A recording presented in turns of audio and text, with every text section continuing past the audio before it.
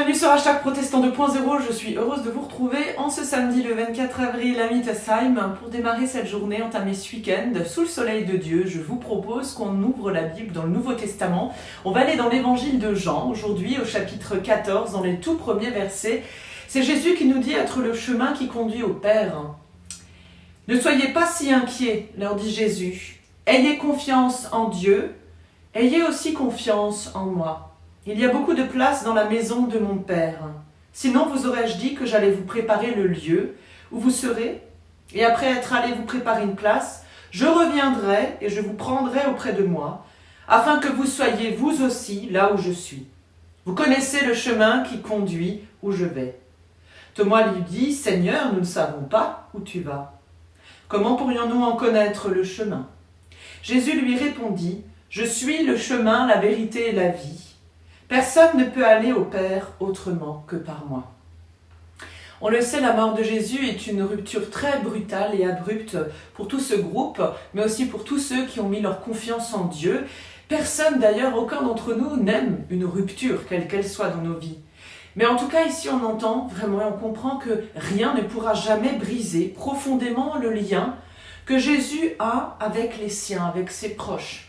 Si Jésus s'en va, à ce moment-là, il va faire son ascension peu de temps après, c'est en tout cas pour ouvrir, préparer un chemin nouveau, une route vers Dieu, où les choses sont possibles. Et en attendant son retour ensuite, eh bien, le Saint-Esprit restera présent auprès de tous ceux qu'on appelle les croyants, pour maintenir ce lien pour toujours. Ainsi donc, ce qu'il nous manque ou ce dont en tout cas nous ressentons la présence, c'est l'Esprit de Dieu, c'est sa présence et c'est aussi son amour qu'il a pour nous. Alors je nous souhaite que pour ce week-end, nous puissions ressentir cette présence saine et sainte. Et je vous propose la prière du jour dans le livret de la Société luthérienne, une prière d'après Thomas Rahandra. Seigneur, aujourd'hui encore, donne-moi de parler la langue de ton amour. Pour ceux que l'on bat, qu'on étouffe, qu'on torture ou qu'on exploite. Donne-moi de parler pour les traquer, les déportés, les non-jugés, les détenus, les sans défense et les exclus de la vie. À cause de ton Fils, tu m'appelles à parler. Donne-moi la force de parler pour ces milliers d'êtres, pour ceux que l'on destine à la rage ou à la haine. Tu m'appelles à parler, Seigneur, tu n'aimes pas la violence, tu n'aimes pas la calomnie et la haine. Et tu m'appelles à parler car tu aimes l'homme d'abord. Tu m'appelles, Seigneur, avec mes frères et sœurs, à parler la langue de ton amour, jusqu'aux confins des mers et des nuits, afin que le jour vienne. Alors qu'il en soit ainsi. Amen.